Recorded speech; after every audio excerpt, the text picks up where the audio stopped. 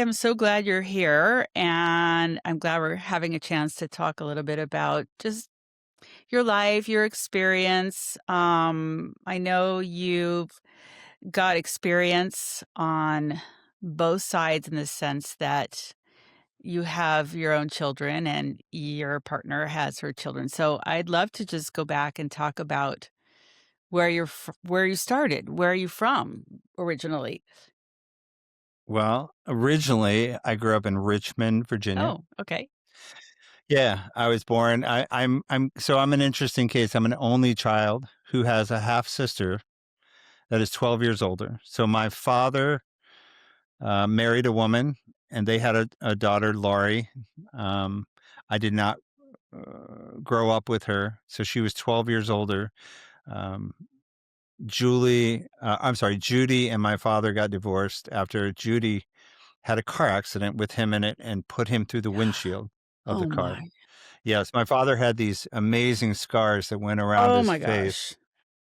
Um, and Judy was, yeah, it's amazing he didn't die through that. But not long after that accident, Judy and my father divorced, and my father found Nancy, my mom, and I was Okay. born.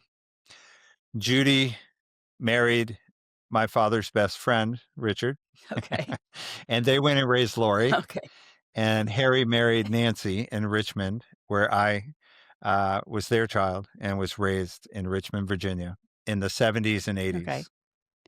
I spent Is that a long-winded answer for you? No, no, it's great. I actually lived in Virginia Beach for a while and spent time working in Richmond, Virginia, so I Oh, actually cool. know it.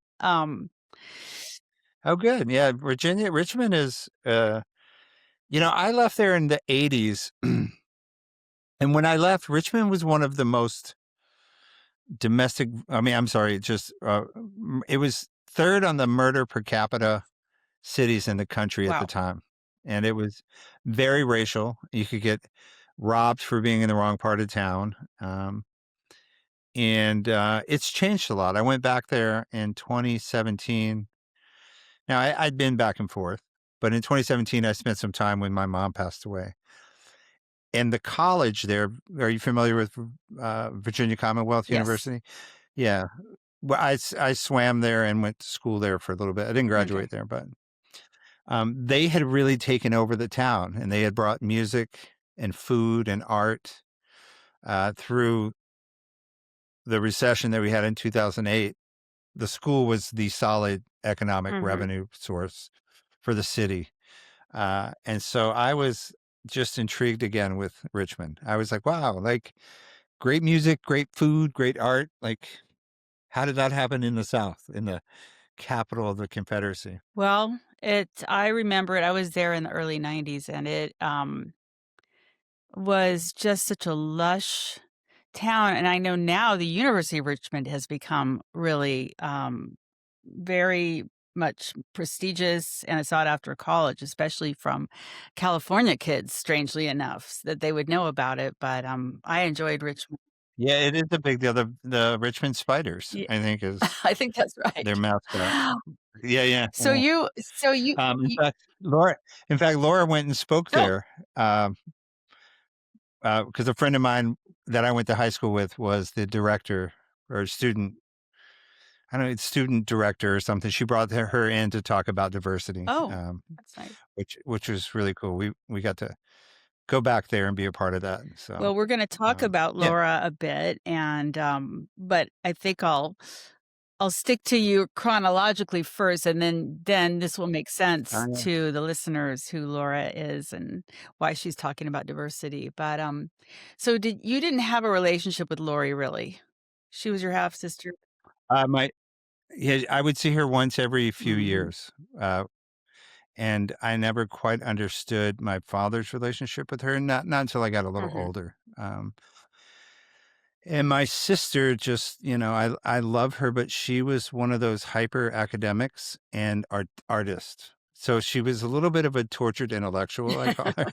Like, um, she was salutatorian from her college. She was just a little all over the place. And yeah, we never really bonded that close.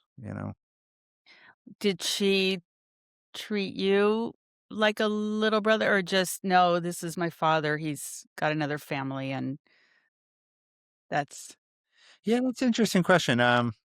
She did treat me like a little brother. Now that you mention it, there were times where I felt very endeared to her being a sister, but then she would disappear for like a year or yeah. two, and I would have no connection. And interestingly enough, as we got older, I found out there were a lot of things about my parents that she knew about that I never knew about, like why he got Mm, divorced, a lot of the details around his divorce from Judy, and in between the time that he met my mother, mhm, Nancy. And I didn't know if she was holding on to those secrets or if she didn't want to tell mm, me until I got older. So this would all play out later, like in 2018, or I'm sorry, 2009, when my dad got mm, sick. And Lori came back to our house in Richmond to help me and my mother with him passing away, basically. So some of those stories came to light during mm. that time. So I would be 40, 41, before I got any of those kind of secrets and Well, answers. maybe sometimes it's better that those kind of family things come through when you can handle it a little bit more. I don't know what they were, but, well, we don't Yeah, I don't know the yeah, details. I don't know how much I yeah, believed oh, her. But I it did contextualize a little of the stuff that I didn't understand, I you can know? relate to that. I yeah. Uh, this is the point of this podcast because we've all lived these complicated lives where we have, um, other people involved who aren't our original bio family, and I think that, you know, opinions and ideas and memories might get a little skewed depending on people's perception. But we can move on from that. Mm. No, no, I think it's fine. My sister is in that place where, like, I literally, we spent a lot of time. We came together when my father passed away and when my mother passed away, and then separated. And like, I can't get her on the phone. Mm. I haven't spoken to her on the phone in probably a year and a half, and I call her at least once a month and Really? just leave a message. Yeah, yeah, it's interesting. And she's one of those people that, like, didn't really grab into, like, the phone thing and social media. She wasn't really, like, she would check her Facebook, like, once every 5 months, or never answer her phone, that kinda thing.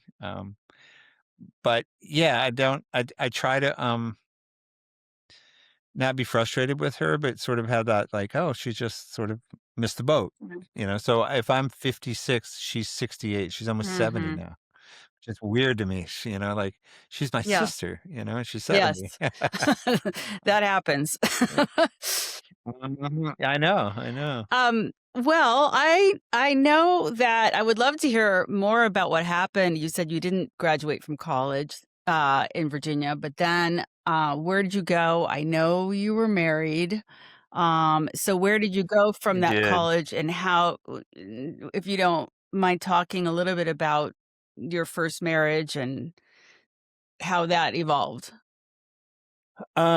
So in 1989, I was going to school and I met a friend. We loved kayaking, biking, mountain climbing, rock climbing. And I decided to put school off for a while to go travel around the West. And he and I would literally work our butts off for like 6 months. And then we would take off for 6 months. And we did this for about 3 summers. And literally, we would go to 3 states and spend the 3 months amongst the 3 states. And all of that led me to landing in Utah permanently. So along the way, we found some friends who had a home in Park City, Utah. They were trying to sell it. And they were like, they liked us a lot and said, "Would you guys like to take care of our home while we tried to sell it?" And so in 1990, I guess it was 89, I moved to Park City, Utah out of Richmond because I'd always wanted to live in a ski town. I wanted to own a pair of Sorels, and I wanted to ski. I wanted to buy a ski pass, and I wanted to live that life. And so I did, and I moved there where I would meet my now ex-wife, Jenny. And I met her probably, I don't know, 5 years after I moved there. Okay. And She had a full intact family, no step parents in her family. She was from Um, Utah? She was from Park City? she was from Okay, California, actually. She was from Laguna okay. Beach. Yeah, so we had both landed in Park City, and by I think what 1990, early 90s, we were married. Probably 93. I can't quite remember. Probably 95. Actually, we were married, and yeah, I have a whole history of alcoholism and drinking. Like Park City was a great place to party. It was like the college I never Right. had. I would just yeah, Ski like bum. skiing. Yeah, skiing and like I don't know if you've been to Park City, but it's got one little Yeah. main street and there's probably 45 bars along that main street. And I think that's kind of the end of sort of like it feels like the kids now understand that drinking's not good for you. I think we all understand Yeah. drinking's not good for you, but I don't think we really paid a lot of attention to that, growing No. up. They were Not in that culture yeah. too. I mean, I kind of paralleled you in a way because I was in Virginia Beach and Richmond Uh-huh. around the same time and left there 1992 and ended up in Bend, Oregon, and Oh, I cool. was in I've been to Vail for a Bend. little while. So, I wasn't per se being a ski bum, but I also loved living in I was in Tahoe too. So I was kind of just behind you trailing around doing the same kind of Yeah, thing. yeah. Vail is beautiful, Mhm. and so a little bit of that, I don't know, that Oh, free yeah. life, that mountain town life. Yeah, yeah, it's very Yeah. simple. I remember buying a ski pass every year and thinking, "Okay, everything's gonna be okay. I got a Yeah, right. pass." But yes, that Like, it's very s culture is a big party culture, which is fun at Mhm. the time. But Yeah, all right, well, just because I want to stick to sort of our step stories, blended families subject. So you said you have girls, and how old were they when you got divorced? um, Nora was 13 months and Lily was God, what was she, 5? Yeah, she was Okay, 5. and Yeah. you don't have to talk about that time if you don't want to, but if you want to talk a little bit about it, That's why I'm here. okay, good. Yeah.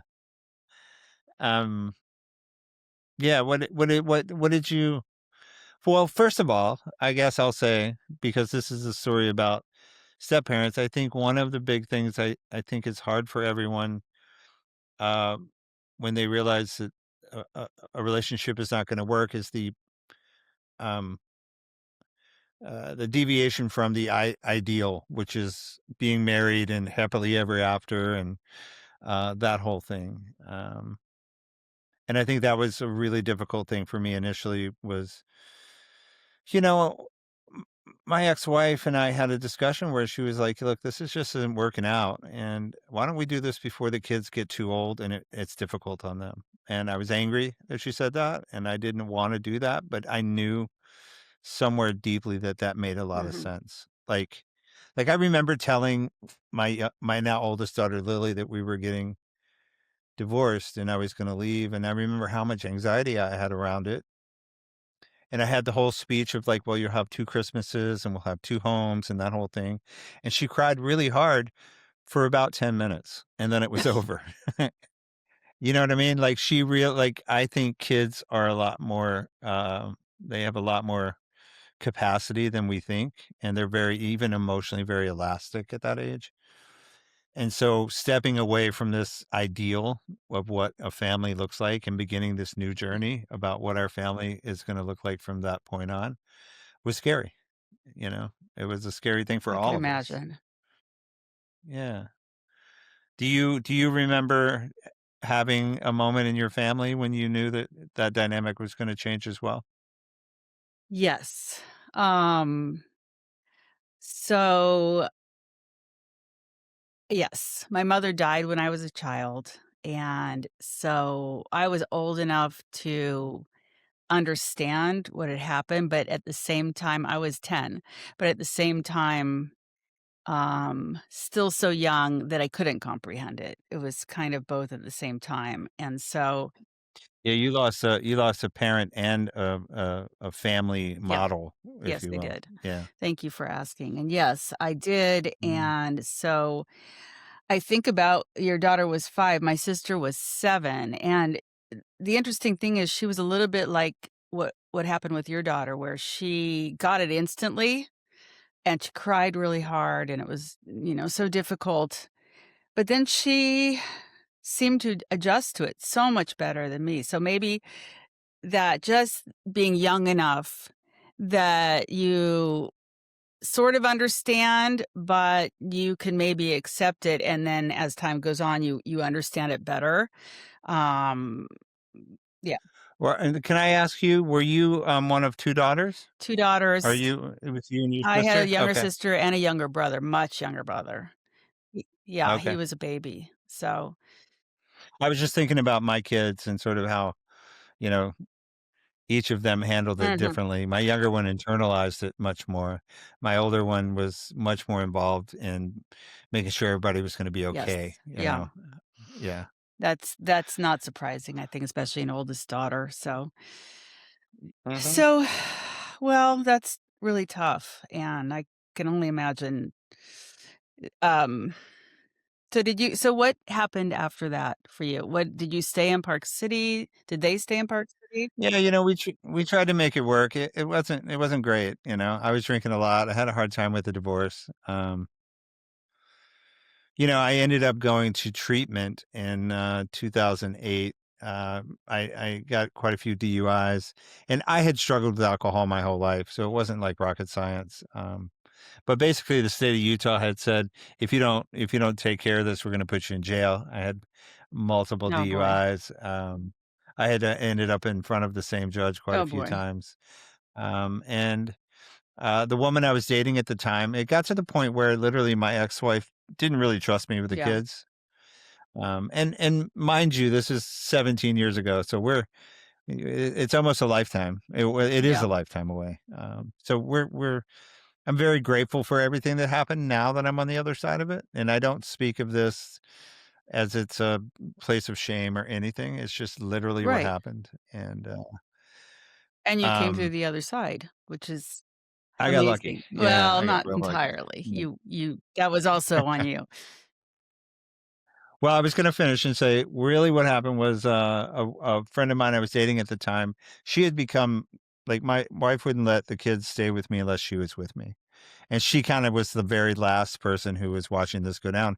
She decided to call my family, my mother and father, and, they got me into a treatment program in, Wickenburg, Arizona, and she literally had a intervention with my other best friend and said, "Look, dude, we're tired of seeing you kill yourself, and we've set this all up for you, classic intervention." And honestly, I was relieved. I was like, "Okay, great," because it was just not good for Mhm. me at that point. Had I lived in a place that was very rural. I was 14 miles from Park City, so I had to drive all the time, and, I had my license taken away from me, and if I got caught driving, I was gonna go to Yeah. prison, and I wasn't not Yeah. driving. I wasn't riding my bike. Yeah, that's So she took me to put me on a plane and took me to Wickenburg, Arizona, where I walked through the doors and ran into literally the person I'm with today in this house, who had come from California. Uh, and a little bit of her story. It's in the I book. do, and her story, her name is Laura Cathcart Robbins, and Laura, Laura's yeah, the reason I'm here with you because I met Laura at an author retreat, and, I thought she was so amazing, and she talked about her podcast and the book she wrote, her memoir, and, a lot of her book was about Scott and their meeting. our meeting. Yeah, yeah. And it's an amazing book called Stash, and so yeah, and it's the story also of how they met and what she went through and how she recovered and how Scott recovered, so Hmm. Yeah, it was like the worst and the best thing that ever happened in that moment. And here would enter my next phase as I fell in love with this woman, and it decided to move to California, and I come into another family, right? And I'm looking at a woman in recovery with two then young boys, 10 and 9, and her and I are we did not move in together initially. I, I lived in LA in a sober living, and then moved in with another sober guy later. But yeah, here's where really the interesting step story kind of Yeah. begins for me, in that I had to now look at how I was going to maybe be a part of this other family. And how did the boys react to you coming into their lives? Once they figured out what was happening, the oldest said, he was very defensive and protective at first, and I'll never forget. He said to Laura, like, "What if I have to kill him, Oh, Mom?" And he was 10. oh my Like, gosh. yeah, and he was worried about me hurting her, Yeah, I think, that's sweet. and they were going through a separation and divorce Mhm. at the time, and um, I had been through one, probably 2 years before, so I felt very um, aware of what was happening, how tender, how sacred that space was, I guess, at the time. And, I struggled with the idea, I think a lot of step parents or men, I'll speak for men specifically, when they come into a family, the only thing they know how to do is kind of be either a really good friend to the kids or an ass kicker. Or a what? Like I'm going to shape an ass Okay, kicker. yeah. Like I'm going to shape this Yeah, family up. And they kind of maybe take a little too much responsibility, I think. That's what I was afraid of. I was afraid, like I didn't know what my role was. Do you know what I mean? Like yeah. I kinda was grasping for these ideas that were floating around And did and your sort of wife, your ex-wife got remarried, if I understand, so your girls also had a stepfather. yeah. Yes. So, actually, at that time, when I came to Los Angeles, my ex-wife took the kids to, Vermont. So now we were extremely bicoastal. Um And my role as their father changed quite a Mm. bit too. I have an interesting story about that, but, um, we mo somewhere along the way, I saw the movie Mrs. Mhm. Doubtfire. It was one of our family Yeah. classics. And, the underlying tone of that story is that Robin Williams is basically struggling to let go of his kids, to let go of his wife because he loves his kids so Mhm, much. And Mrs. Doubtfire at the end of the story says, you know, um, "Every family has a story, and this is our mhm. story." And, for some reason, that line was just really helpful for me because what it said to me was that I didn't have to try to pursue something that I thought existed. I could allow, my journey with my kids to be unique in its own, you know, and that quantity, or quality over quantity was the goal. So when I did get to spend time with my kids, the quality time that I could have with them far outweighed the idea that, proximity was more important. Um, Uh, and so that's how we started that. That was in 2009, 2010. I became a resident of LA. Now, the good thing is my kid's grandmother lived in Laguna Beach. Okay. So they had to Yeah. come here. It was one of the things that allowed me to stay here in Yeah. LA and know that my kids would be coming here. And at the time, my parents were still in Mm, Virginia. So I had to go to the East mhm. Coast too. How did So, your moving in with Laura and her boys, how did your girls deal with that? well, we took 6 years to do Mhm. that. So I think a lot of people were like, "It's about Yeah. time." Right?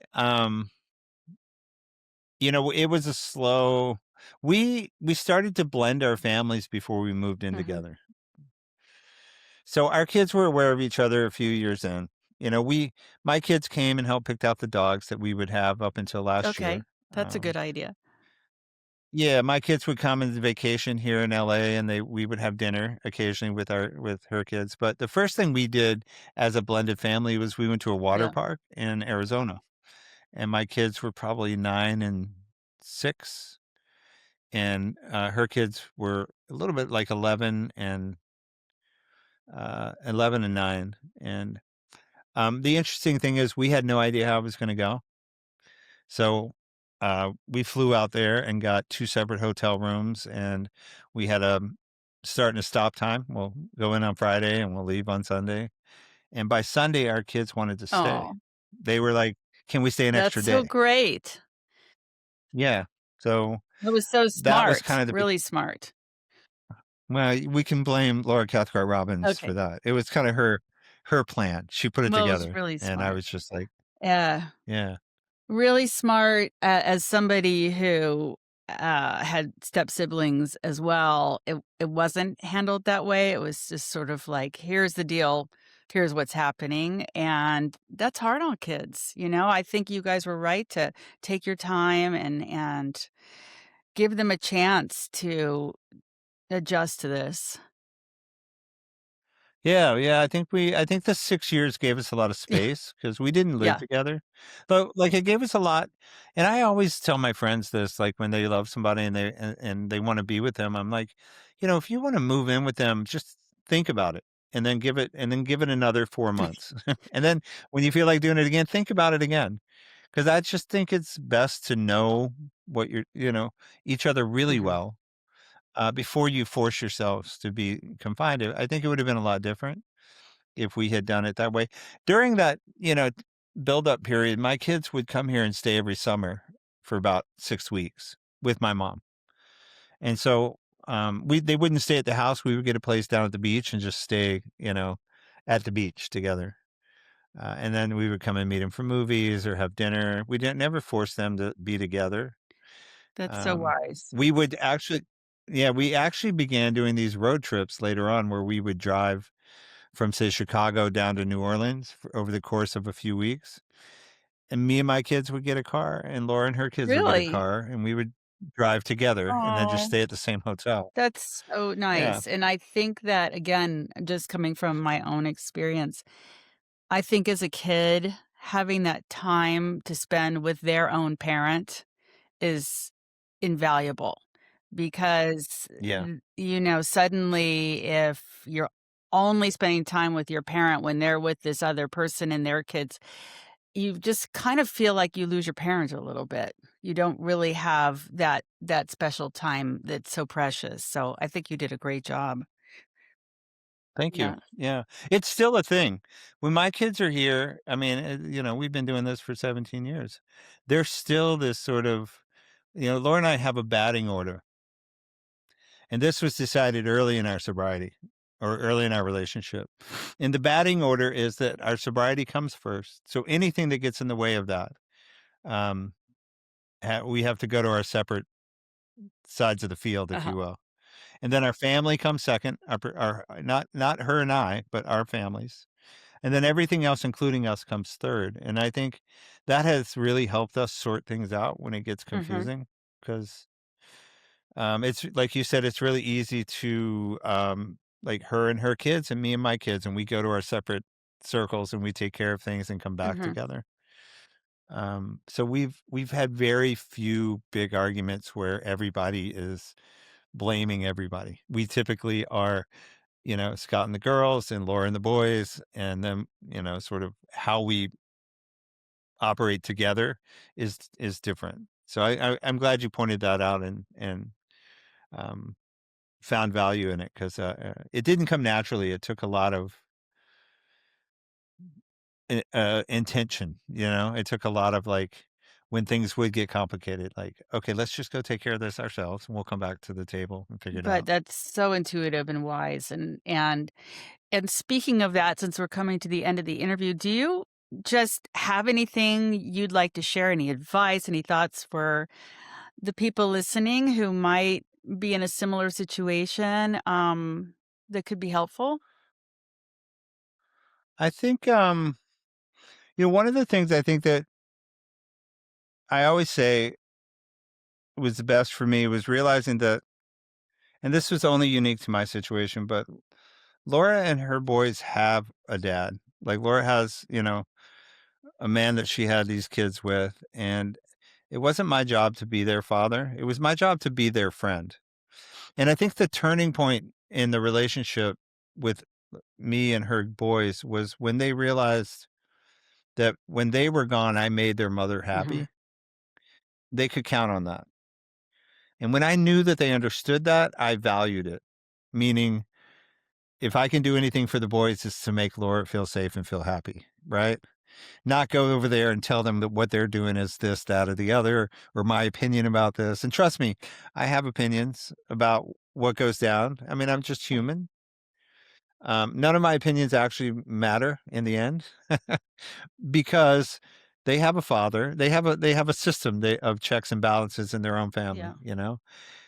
So um, my opinions are valued, but I can certainly be an observer. So that would be kind of my advice is to say, hey, like take a look at where you fit in best and see what you can bring to the relationship instead of what you can get out of it, you know? Um, that's excellent. and yeah, and the kids, they got a dad, you know, even if, I mean their dad's great, you know. Um, and I was blessed with that. I don't know what I would do if he were MIA or I'm sure it would Yeah, be of different. course. But Yeah. that's so respectful, not only of him and the kids, and maybe you have that perception as well because of what you have with your own daughters and their family, and even with your own family growing up with your half sister. So you have some built-in insight that has served you well, I'd say. We've done Yeah. pretty good, you know. The journey's not done, but, you know, Laura's oldest son gets married next Oh, year. congratulations. My daughter's now living in Bali, my oldest one, she's been there about Oh, 5 years. wow. The youngest one is yeah, the youngest one is up your way in Berkeley, and, you know, they're still navigating Of course. stuff, and they still need us. And the very last thing I'll say is remember whatever happens, I think all your kids wanna do is see you happy. Like, it doesn't matter what you tell them or, what you do, but if you're unhappy, they're gonna know it intuitively, and I think when you're happy, they feel a lot freer to move through the world and be themselves, you know? But if they feel like they gotta fix you, I don't think they feel that freedom, That's so, amazing. you That know is so true. I Yeah, love that. yeah. Thank you. It's been true for me, so I appreciate this, Robin Breuner. I love step stories. I'm glad that I could add some piece I'm of it, so you know? appreciative. It was great talking to you, and I really hope what you've shared will help somebody else who's sort of navigating some of the same things, and thank you again for being here. Yeah, thank you.